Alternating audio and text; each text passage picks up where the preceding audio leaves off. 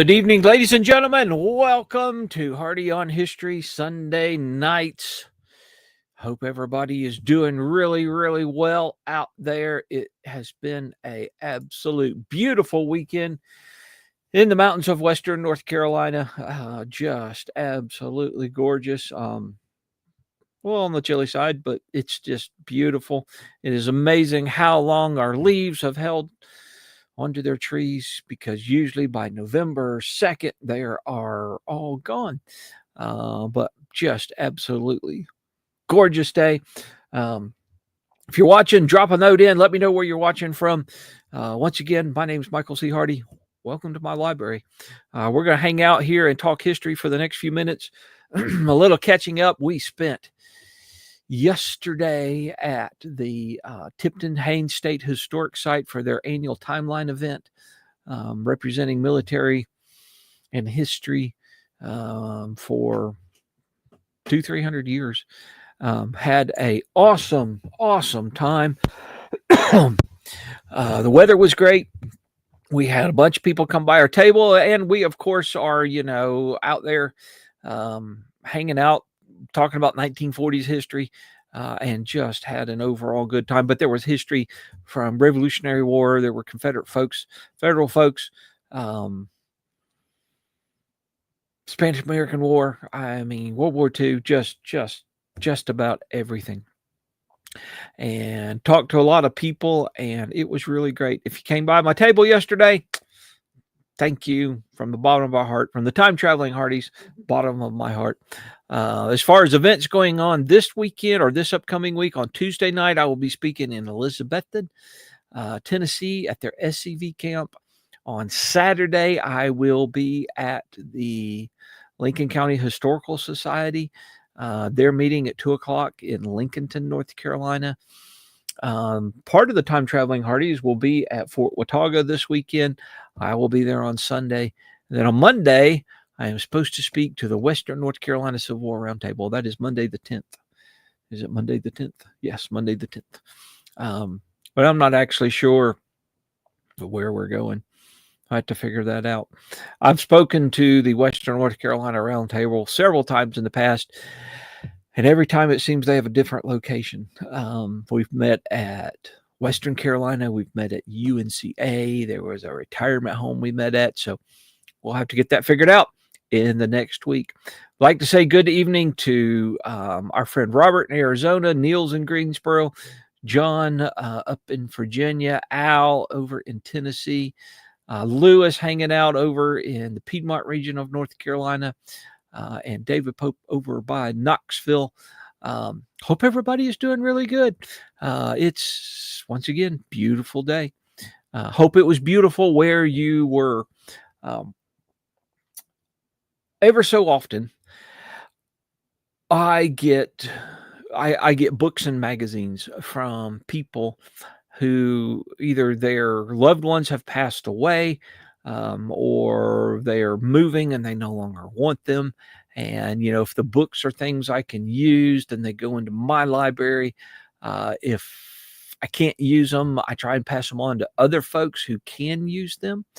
That's happened many years. I mean, this has been going on a long time.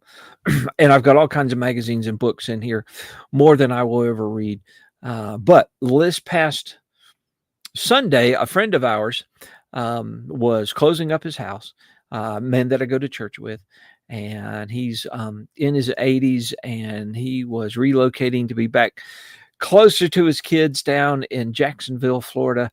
And he gave me this big stack of old Civil War magazines, Civil War Times Illustrated from the 70s and the 80s. Just fascinating stuff. And there were a couple of boxes of them, and I unloaded them, stood out back and went through and figured out what I could use and what I could not use. And for many of them, I flipped through the table of contents, because I've got a couple of projects I'm working on right now.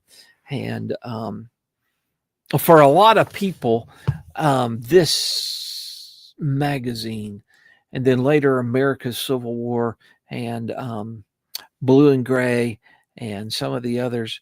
Um, this is a lot of foundational reading stuff, and a lot of the big time authors from a generation ago, Clifford Doughty and William Marvel, and I think he's still writing, but some of the others, early days of Bud Robertson and Gary Gallagher, and just important people in the historiography of what we do. Um, they have articles in here, and a lot of them are really foundational stuff. So I'm flipping through, looking for stuff that I can use for various projects, and I find an article titled 3,000 Federal Prisoners and I. And it's a really interesting story. There's our friend, our Australian friend, Jerry. I hope you're doing well down under. Um, and so I'm flipping through and I find this article. And I'm standing out back, and I'm reading it, and I'm like, man, this is just fascinating stuff. And I wonder how many people know this story, because it kind of intersects a lot of things that I'm interested in. Um, when it comes to the 1860s. I'm interested in prisons, and I'm interested in infantry units, Confederate infantry units, and cavalry units, and prisoners. And I've actually, if you go to my blog looking for the Confederate War and type in prisons, you'll see several articles that I have written in the past. Not so much on individual prisons, um, even though there are a couple of those, like Old Capitol Prison in the DC and Salisbury. But I've written things about how I've been trying to write things about how prisons worked. And if you've read anything that I've written in the past, that's a big thing, trying to figure out how it was supposed to work and where it broke down or where it was really good at. And there have been a bunch of articles in the past. I've written about chaplains and their work in Confederate prisons, these prisons in the South, and I've written about transferring prisoners, federal prisoners, and the Confederates that go with them. So they're just a lot of different things like that. I encourage you to go to the blog. Encourage you to check it out. But this article really fits into that. And I'm going to share a little bit of this story with you this evening. Excuse me. So this takes place in early 1863. And we're talking about January of 1863. The Battle of Murfreesboro has just ended. There are between 2,000 and 3,000 federal prisoners that were captured at Murfreesboro. If you don't know where Murfreesboro is, it is south of Nashville, Tennessee. And these thousands of prisoners, federal prisoners that have been captured, need to go to prison someplace. Apparently, a lot of them go to Richmond, Virginia. And when the prisoners get to Knoxville, Tennessee, they are assigned, I guess, to the provost marshal of Knoxville, Tennessee, who is the 7th Florida Infantry. I'm still piecing a little of this together, but I think the 7th Florida is the provost marshal for Knoxville in early 1863. We'll come why I think that here in just a few minutes. So the regiment, or part or all of the regiment, I don't know that part of the story, it's under Captain Robert B. Smith, and he is giving these prisoners to escort. He says there's 3,300 of these prisoners. That's a really important number here in just a couple of minutes. 3,300 prisoners. So Smith is writing this account in 1914. And he writes, quote, "At Knoxville, Tennessee, our regiment, the 7th Florida, was detailed to guard them as far as Bristol on the line of the Virginia-Tennessee Railroad." Should be Virginia and East Tennessee Railroad. But nothing of any particular interest happened until we reached the Watauga River. There was a very high bridge over that river, and a raiding party of Federals from Cumberland Gap had burned the bridge, and the cars could proceed no further. We had to march from there to Bristol, a distance of 12 to 14 miles.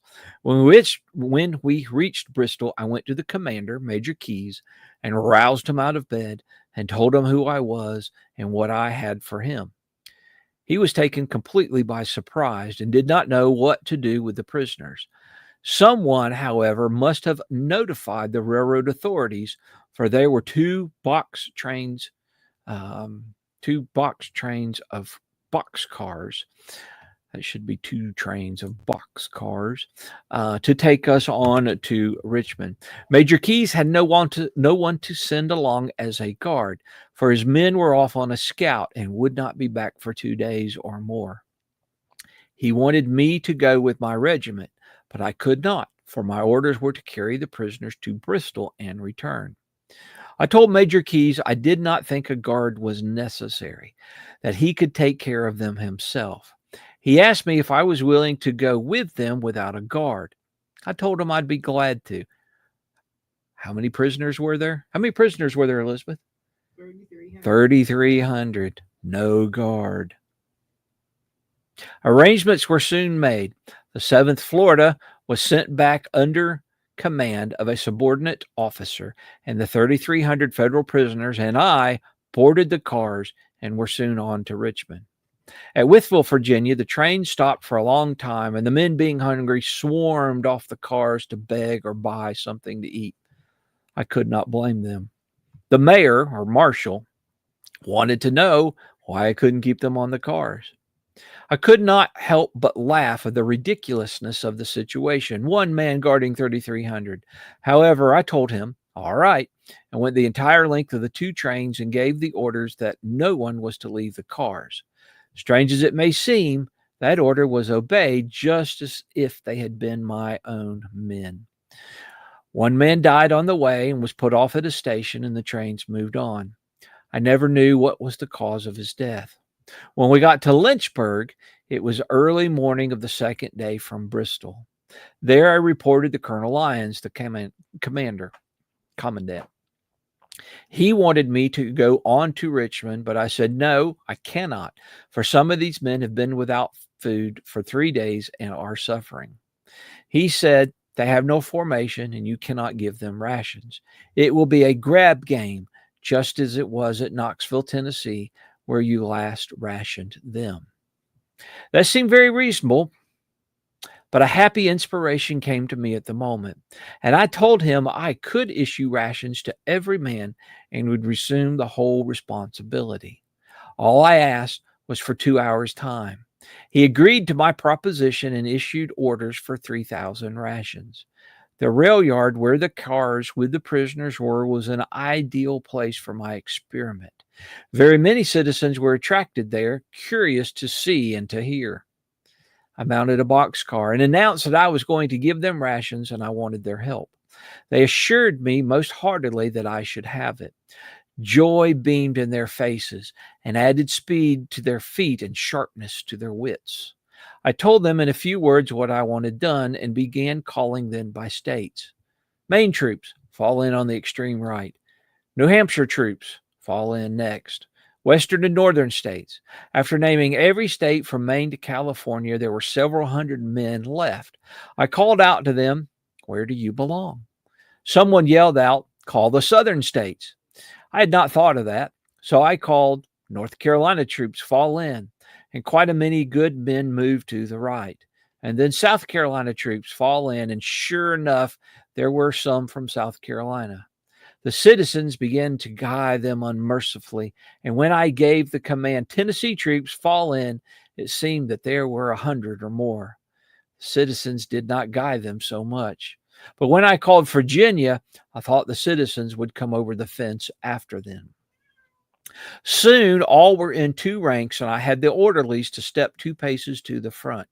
Out of these orderly sergeants, I selected 65 captains for each 50 men, and instructed them to write down the names of their men and then go with a detail of our men to draw the rations. They were warned that if any man of their company was cheated out of his rations, the captain and his 4 men would have to supply him with a ration, even if they went without. There was no complaint. That evening, we loaded cars quickly using our same formations and proceeded on to Richmond, where we arrived at 7 o'clock the next morning. The railroad authorities were afraid to take us over the James River on their bridge.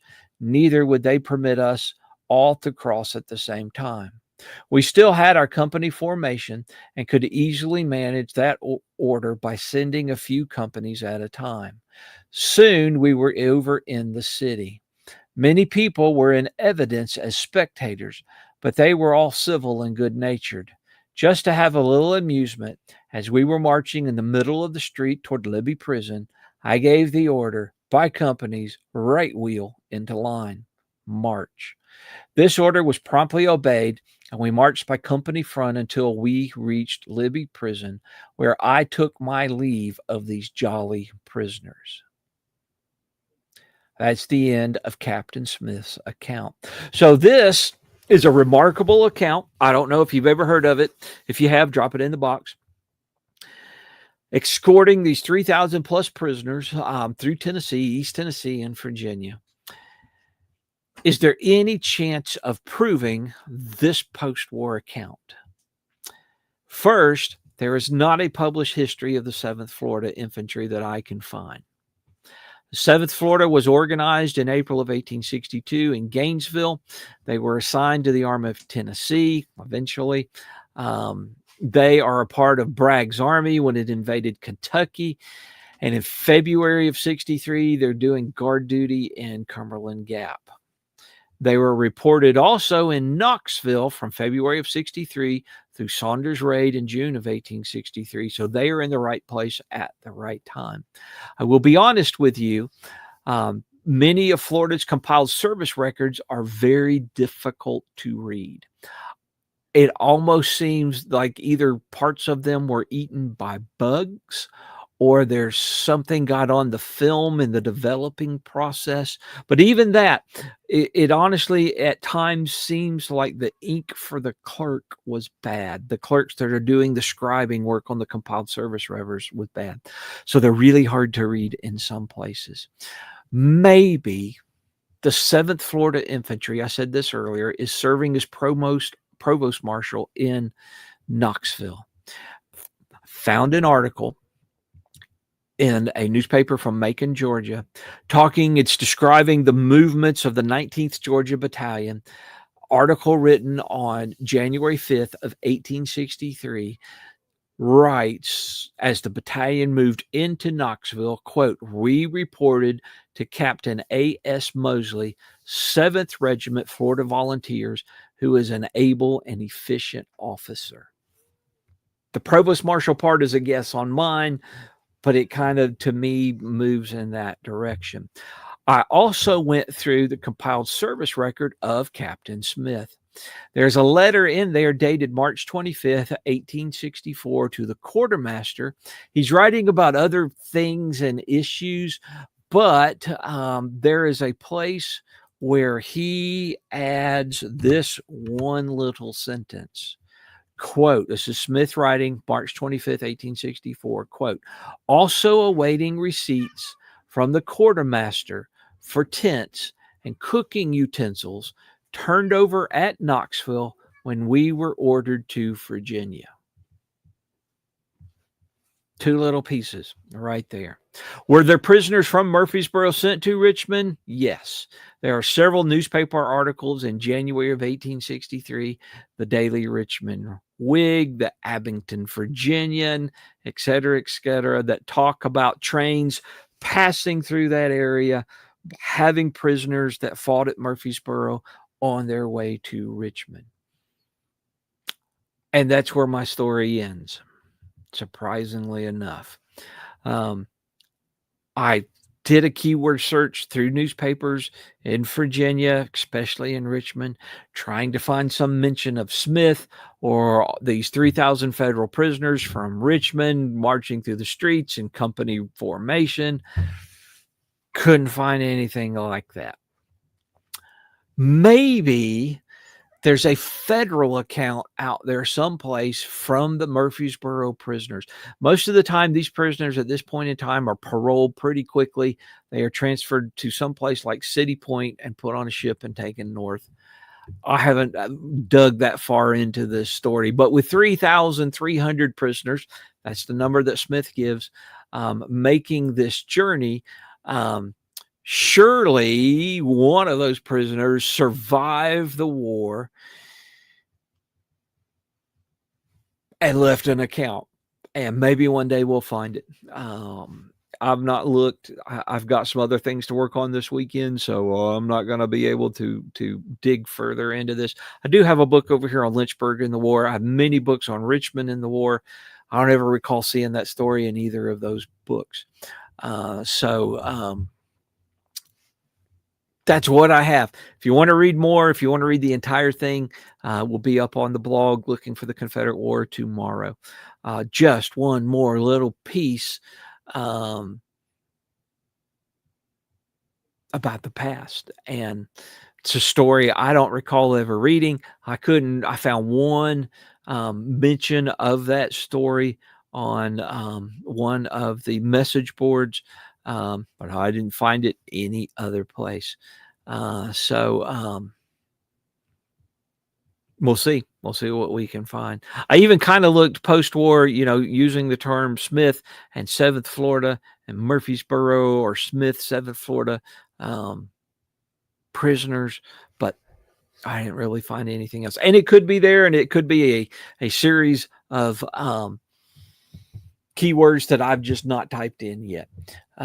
In some aspects, the war that was fought in Florida is pretty well documented. There are a lot of books about Florida itself in the war, whether it's St. Augustine or Fort Clinch, just a lot of things. But when it comes to Florida's infantry regiments, Confederate regiments, there's one regimental history and there are 2 brigade histories, and that's it. So there's a lot of work on that part of it that needs to be done. Yeah, pretty cool stuff.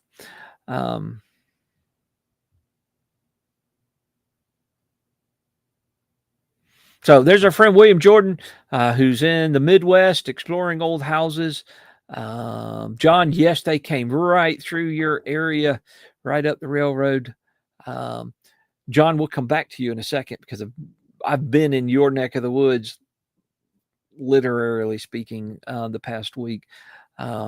Jason Boshier, so good to see you this evening. Hope things are well over in Tennessee, Middle Tennessee.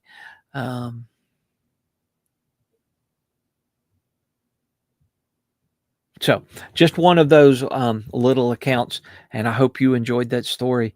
And it's amazing. There are a lot of books about the war and the time period and politicians, and I own a fraction of what there is. It's amazing about all these little stories that people have rooted out over the years, and there's still a lot of stories to root out. The story of the 7th Florida is a story that's not been told. I'm not saying I'm the person to tell that story, but they would go on to serve with the Army of Tennessee, but they're a part of Bragg's campaign into Kentucky. So just fascinating stuff. Fascinating stuff. So with that, talk a little bit about what I'm writing about right now. Several months ago, and I mentioned this on a post a few days ago, actually at the start of the week. A few months ago, I was asked to write some bios for a Savas Beatty project on some federal generals, and 5 of the 6 that I picked off the list are all tied to North Carolina in some way. The first was Henry Wessels, who was the commander at Plymouth. And of course, I have a book on Plymouth that's sitting someplace. The manuscript is sitting someplace gathering dust like they always do for a while. But hopefully that'll be out. I don't have a date. George Stoneman was on my list. John Weinberger coming back to your part of your neck of the woods. Of course, Stoneman leads a raid, um, fights at Withville, destroys the lead mines, and would come back and raid the salt works at Saltville, Virginia. Um, if I had to pick a general that was like the worst federal general of the war, I would say that Stoneman is right up there on that list. Jeb Stuart rode around him twice. Um, the Chancellorsville raid was a horrible. I mean, part of that's Hooker's problem, but part of it's Stoneman's problem too. The cavalry action. There's a blog post on that, looking for the Confederate War, and then Stoneman goes on to get captured.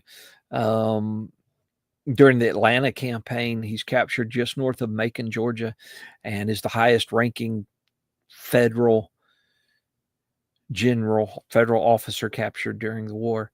The only two successful things he ever did on a battlefield was that Saltville raid in late 1864, and then the raid into North Carolina and Virginia in the spring of 1865.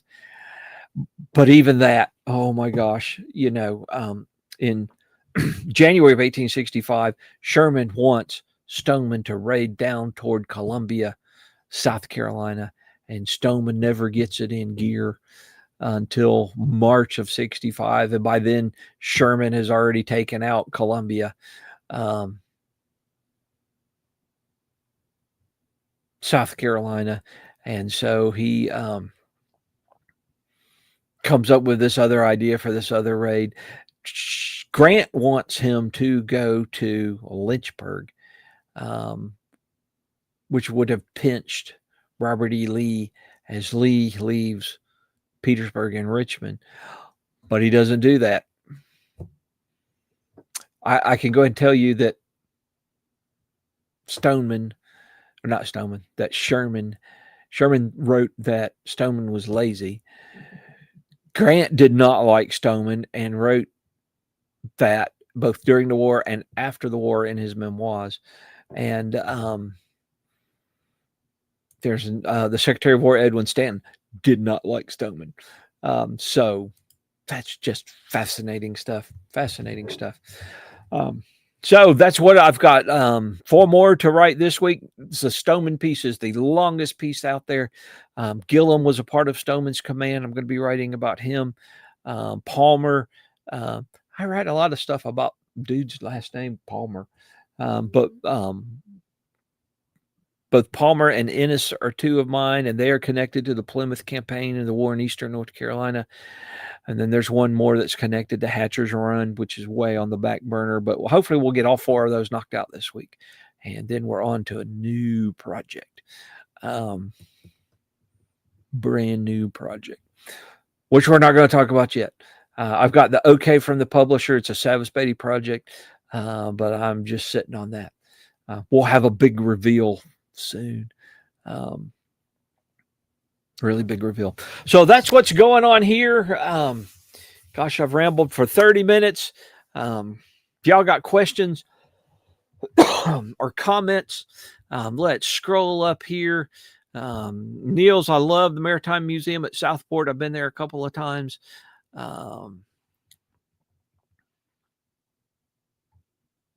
Fort Fisher, I've not been since the new visitor center opened. I'm supposed to be in Wilmington speaking in May of next year at the Cape Fear Civil War Roundtable. So that will probably be the next time I am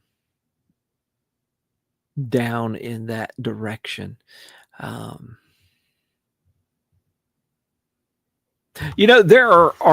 There's a good website on railroads and the war, and there are some other things out there. A couple of good books on different rail lines and the war. But it's a fascinating topic and all doesn't get a lot of press. It's extremely vital to the South and to the North there in the wartime of moving supplies back and forth, moving men back and forth. But we don't talk about it a whole lot. We're too busy talking about Gettysburg. So Everybody talks about Gettysburg. It's funny we don't talk about Gettysburg much on here. So maybe one night we'll just do a Gettysburg night. I don't know if I've done that in the past or not. I can't remember after doing this for 7 or 8 years. I really don't know. So if you got any questions or comments, drop them in the box. Otherwise, we're going to sign off for here, and I'm going to get that blog post ready to go up. We'll probably have it ready to go in the morning. Talk about the friendly rivalries between troops from various Confederate states in the war. Virginia Sorebacks against North Carolina Tar Heels. They were not always that friendly. The Virginia press really highlighted Virginia troops and seldom would mention troops from other states. And that caused a lot of discord. Caused a lot of discord during the war. It gets worse when Walter Taylor, post-war, publishes his reminisce and basically writes that the North Carolina troops during the charge on July 3rd were there to support the Virginia troops and failed to do so, which of course was not true. The North Carolina troops under Pettigrew and Trimble and the Virginia troops under Pickett both had different areas that they were supposed to be covering. But that further leads to a lot of hard feelings. But it is actually a boon for us today. One of the newspapers in Raleigh wrote to after Walter Taylor's book comes out, 1873, I think it was. I don't have it here close by, but one of the newspaper in Raleigh actually would send a questionnaire to every officer they could find still alive that served in the charge on July 3rd. And they asked them a series of questions and they published that all in one like special edition. I think it's 1873. But that's a tremendous piece of history for us today, trying to piece that together. So was it friendly? Yes, at times, but on other occasions, I'm not so sure it was that friendly. I'm really not. But that's an interesting question and something that probably needs more research. I don't recall anybody ever really talking about some of these conflicts between regiments from different states. Jerry, that's something to think about. Scott wants to know who remembers the Great Locomotive Chase by Disney. I do. Elizabeth just raised her hand over here. Yeah, we've been to the grave where those fellows are buried. And I have been and seen both of the locomotives. I've not been to the Atlanta History Center, but when that locomotive was at Spencer Shops in Spencer, North Carolina, going restoration, I saw that locomotive then. And the other one is in the Railroad Museum in North Georgia. I think it's in Tunnel Hill. It's been a long time since I've been there, like 20 years that I've saw that one, but I've been to their graves too. So. And we know the funny story about the railroad guys. Yep. That would make a great post as well. And I'm sure, there are a lot of things. I was thinking earlier today about doing, or yesterday or whenever, a post about the Immortal 600, which I've never done. There's tons of stuff out there on the Immortal 600. I like finding little stories like this that, have never got a lot of press.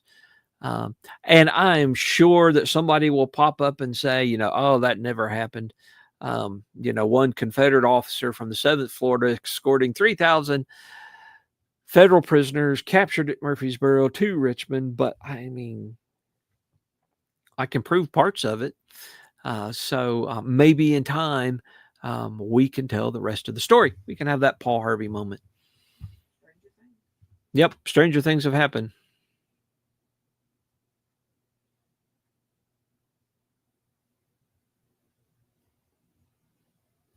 Stranger things have happened.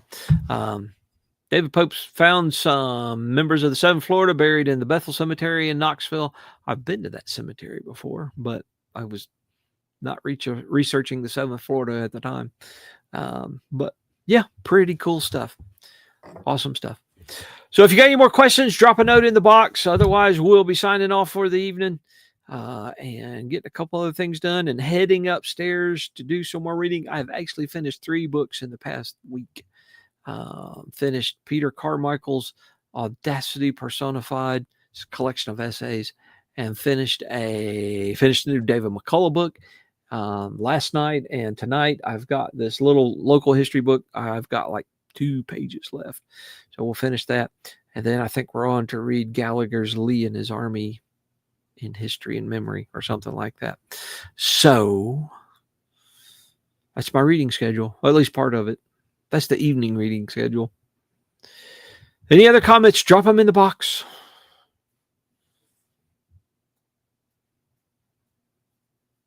This is where we need the music part of it.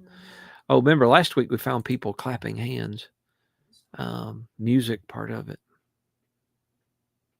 While we wait and see if there are any more questions. Hey, here's one called Feeding the...